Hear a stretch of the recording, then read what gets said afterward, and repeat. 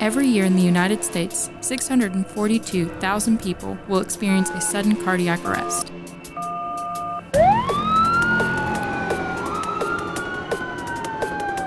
Of those that suffer a cardiac arrest outside of the hospital, survival rates are dismal, only 10.8%.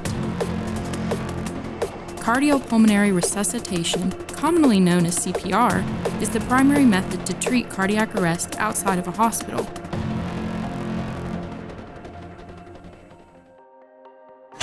CPR has been used in some form or another going all the way back to the 1700s. It's what we immediately think of in a medical emergency where someone stops breathing. Still no pulse, begin CPR. 1, 2. And has undoubtedly saved countless lives. But is it outdated?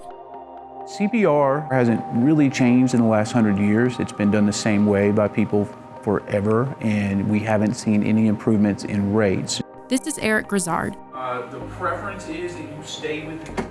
He's the Chief of Emergency Medical Services for the Germantown Fire Department.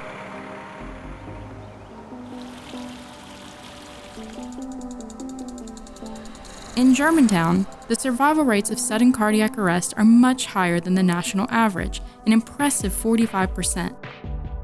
Eric says that's thanks to such factors as rapid response times, automatic compression devices, and highly choreographed teamwork once emergency personnel arrive on a scene. We do a significant amount of training with emphasis on this teamwork and the choreography that goes behind this every year, so it's one of our points of emphasis in response. But still, can it be even better? Enter Kim Marie Masajan. I work for Advanced CPR Solutions. We're the maker of the EleGuard patient positioning system.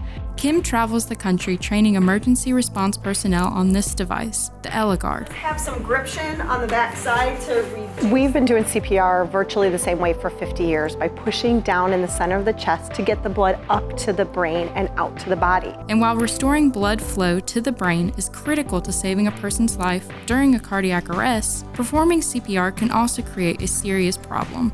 Researchers really started to find that by pressing down in the center of the chest, we're actually increasing the pressure inside the skull to concussive forces. That buildup of pressure in the brain can be the equivalent of suffering a traumatic brain injury, which is the reason Kim says her company, Advanced CPR Solutions, created the EleGuard. What makes the EleGuard unique is that it elevates a patient's head and thorax during CPR in a precisely timed sequence. What that benefit is by raising the patient up, we're able to use gravity to drain some of the blood out of the brain and make more space up in the brain for blood to flow and decrease the pressure that we create up there.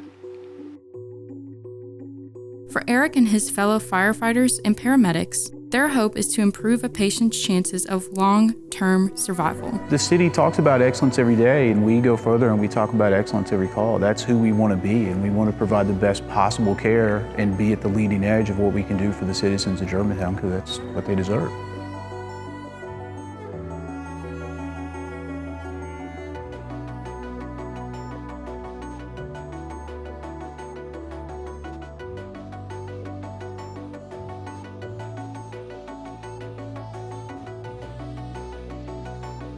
The Germantown Fire Department is only one of about 20 agencies in the country to implement the EleGuard device, and the first in the state of Tennessee.